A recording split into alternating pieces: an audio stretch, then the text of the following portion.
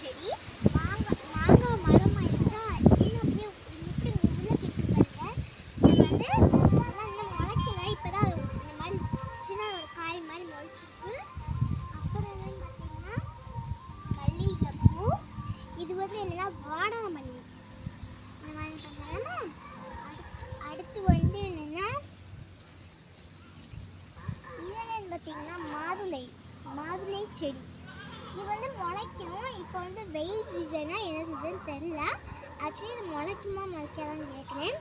இது ஒரு மல்லிகைப்பூ அந்த மாதிரி இருக்கும். இது நம்ம முளைக்காது. இது வெயில் படுறதுனால ரொம்ப மொட்டையாக இருக்கும். ஆக்சுவலி இதுவும் அந்த மாதிரி செடி பூ பூத்துக்கு. இதுவும் அந்த மாதிரி செடி தான். இந்த மாதிரி நாங்கள் மல்லிகைப்பூ செடி மாதிரி நாவல் வைப்போம். அதுக்கப்புறம் என்னென்னு பார்க்கலாமா?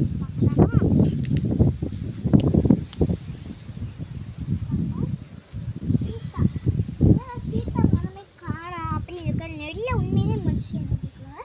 இப்போதான் என்னமோ காணா. நெல்லை என்னமோ இந்த மாதிரி பல காய் மாதிரி முடிச்சிருந்துச்சு, எங்கன்னே தெரியல. அடுத்து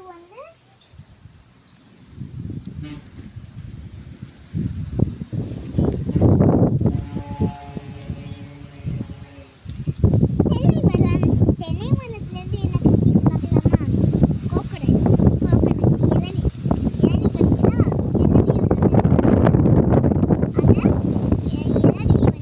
இளநீ காய வைப்போமா. இந்த மாதிரி சின்ன வளரும் போது அப்போ போது அது காய்ச்சப்போ தேங்காய் அது நேரம் பிடிச்சி தேங்காய் வரும். தேங்காயெல்லாம் காய வச்சு எண்ணெய்த்துக்கு அதை வச்சு வீட்டிலே உருவாக்குங்க. அடுத்து என்னென்னு பார்க்குறீங்கன்னா சந்தன மரம். முட்டை எங்கே இருக்குன்னு எனக்கும் தெரியல. இந்த மாதிரி முட்டை எதுக்காக இந்த மாதிரி மேலே பிடிக்குன்னா இதுதான். ஆக்சுவலி இதுதான். அடுத்து